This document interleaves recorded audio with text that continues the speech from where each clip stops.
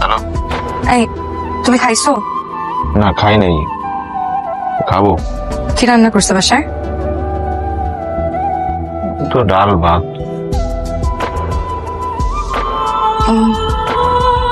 আচ্ছা আমি খেয়ে এসে ফোন দিই।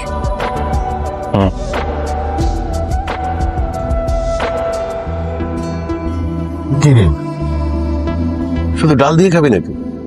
এত তরকারি আছে, তরকারি দে। আজকে শুধু ডাল দিয়ে খাই বাবা, আর কিছু খেতে ইচ্ছা করছে না। আজকে তো শুক্রবার, কই যাচ্ছিস তুই? টিউশনি করতে। তুই আবার টিউশনি নিলি কবে?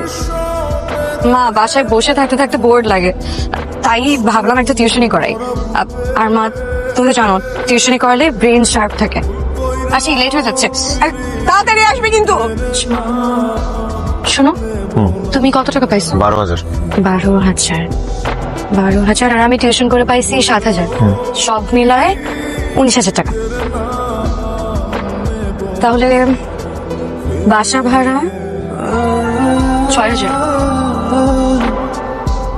আর খাওয়া বাবদ খরচ। খাওয়া খরচ কত? 6,000 ধরো। না 6,000 কম হয়ে যায়। 8,000 ধরি, 8,000 টাকা। 8,000 একটু বেশি লাগবে। দাঁড়াও একটা মিনিট।